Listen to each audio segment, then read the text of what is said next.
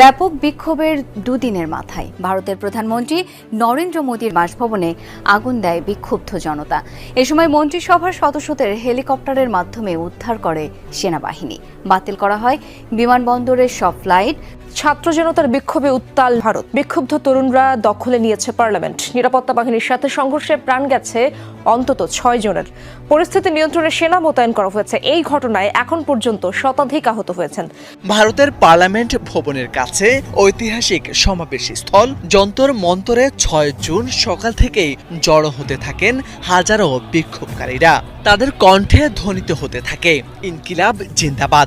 বিক্ষোভ সমালোচনার মুখে ভাঙচুর, অগ্নিসংযোগের ঘটনা ঘটেছে ভারতের প্রধানমন্ত্রী নরেন্দ্র মোদী সহ বেশ কয়েকজন মন্ত্রী ও আইন প্রণেতার বাসভবনে।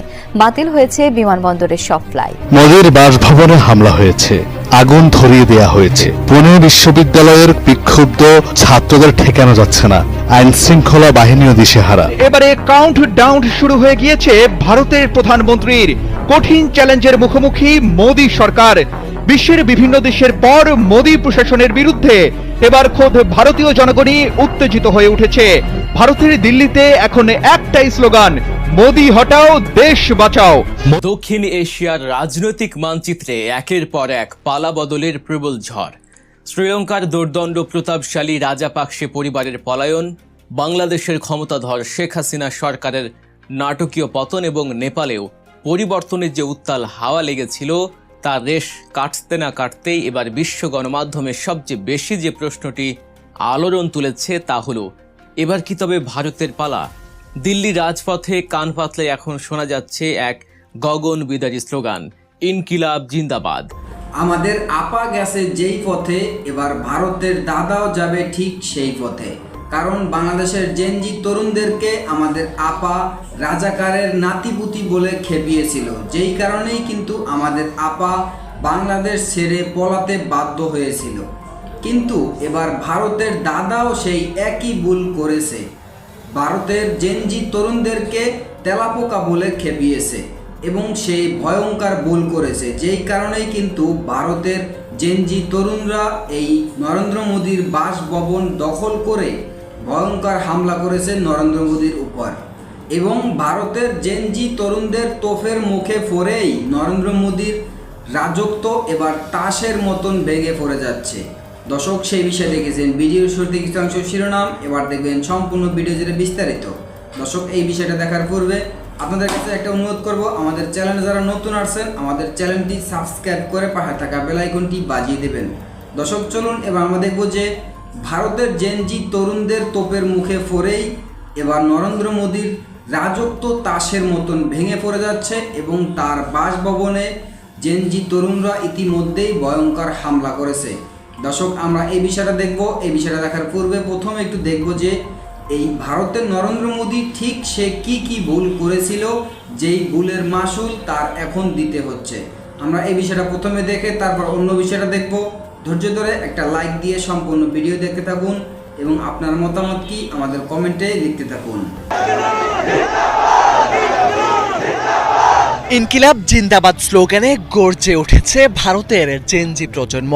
প্রশ্ন ফাঁস ও শিক্ষা ব্যবস্থার অনিয়মের বিরুদ্ধে এতদিন অনলাইনে প্রতিবাদ করলেও এবার প্রকাশ্যে রাস্তায় নেমে বিক্ষোভ করেছেন জেনজিরা।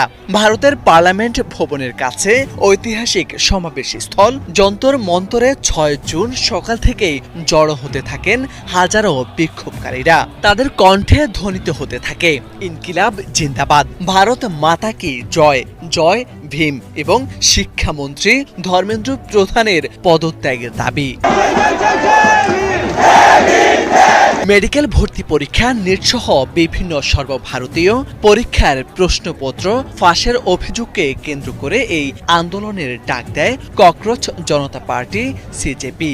আন্দোলনের নেতৃত্বে থাকা অভিজিৎ দীপকে যুক্তরাষ্ট্রের বস্টন থেকে দেশে ফিরেই সরাসরি যোগ দেন সমাবেশে।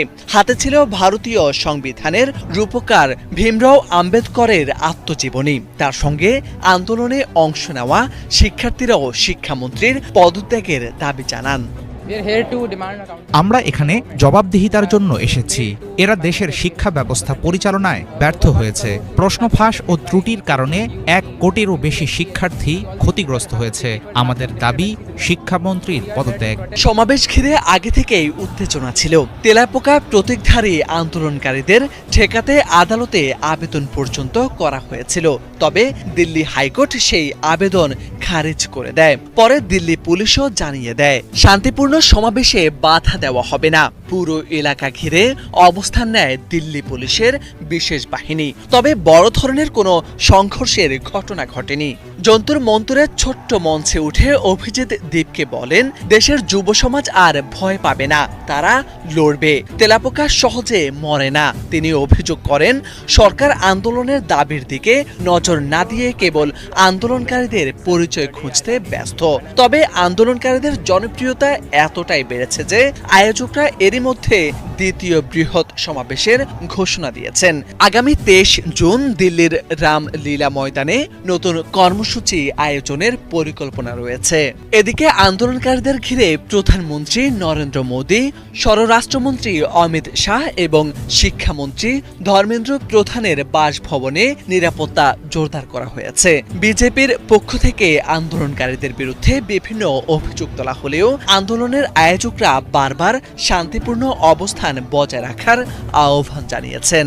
আশা করছি ব্যর্থতার দায় নিয়ে শিক্ষামন্ত্রী পদত্যাগ করবেন এবং দেশের শিক্ষা ব্যবস্থায় ব্যাপক সংস্কার করবে সরকার।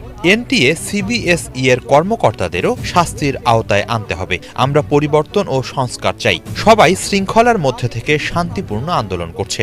দাবি না মানলে পরবর্তীতে কঠোর কর্মসূচি আসবে। বিশ্লেষকদের মতে ভারতের তরুণ প্রজন্মের মধ্যে জমে থাকা অসন্তোষের বহিঃপ্রকাশ এই বিক্ষোভ, আর সেই ক্ষোভের ভাষা হয়ে উঠেছে ইতিহাসের শক্তিশালী স্লোগান ইনকিলাব জিন্দাবাদ।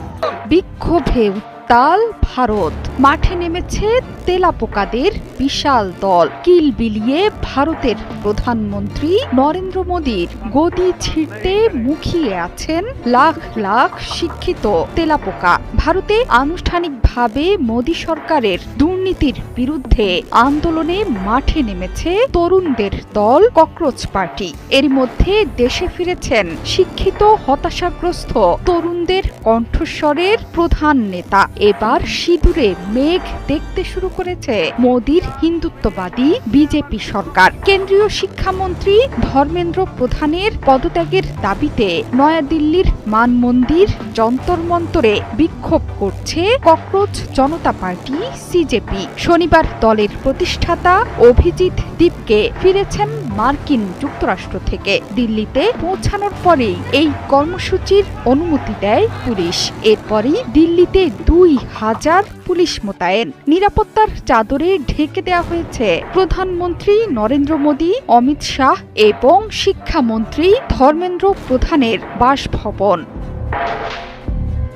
দিল্লির ইন্দিরা গান্ধী আন্তর্জাতিক বিমানবন্দরে ইমিগ্রেশনের আনুষ্ঠানিকতা সারা মাত্রই নতুন এই নেতাকে ঘিরে ধরেন ইউনিফর্ম এবং সাদা পোশাকের 10 থেকে 15 জন পুলিশ কর্মকর্তা। কিন্তু ভয় পাওয়ার পাত্র নন তরুণদের এই নেতা। শনিবার সকালেই আন্দোলনকারীদের বিক্ষোভস্থলে আসার সময় সঙ্গে বই এবং পতাকা রাখতে আহ্বান জানিয়েছিলেন। তার কথা মতোই হাজির বহু বিক্ষোভকারী। নিট ইউজি পরীক্ষার প্রশ্নপত্র ফাঁস এবং শিক্ষা ব্যবস্থার সাম্প্রতিক বিভিন্ন কেলেঙ্কারির প্রতিবাদে কেন্দ্রীয় শিক্ষামন্ত্রী ধর্মেন্দ্র প্রধানের পদত্যাগের দাবিতে ডাকা হয়েছে এই বিক্ষোভ।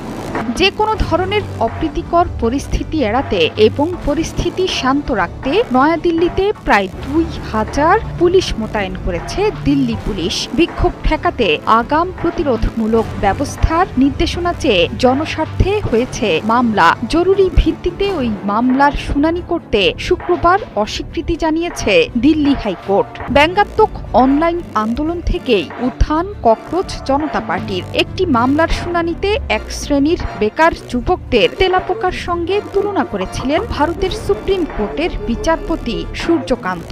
এই মন্তব্যকে ঘিরে তোলপাড় ওঠে সামাজিক মাধ্যমে। পরবর্তীতে শুরু হয়েছে ব্যঙ্গাত্মক আন্দোলন। নতুন দলও গঠন করা হয়েছে, যার নাম ককরোচ জনতা পার্টি। সামাজিক যোগাযোগ মাধ্যমে এই পার্টির কোটি কোটি সমর্থক। এর মধ্যে ইনস্টাতেই অনুসারীর সংখ্যা 2,22,00,000-এর বেশি। ভারতের খ্যাতনামা সমাজকর্মী সোনম ওয়াংচুক, অভিনেতা প্রকাশ রাজের মতো ব্যক্তিরা এর মধ্যেই এই আন্দোলনে সমর্থন জানিয়েছেন। এত জনপ্রিয় দলের উদ্দেশ্য নিয়ে সন্দিহান ভারতের কেন্দ্র সরকার। ক্ষমতাসীন বিজেপি বলছে আন্দোলনকারীদের মদদ দিচ্ছে পাকিস্তানিরা। শুধু তাই নয়, এই দলকে সমর্থন যোগাচ্ছে ভারত বিরোধী মার্কিন ভনকুবের জর্জ সোরস।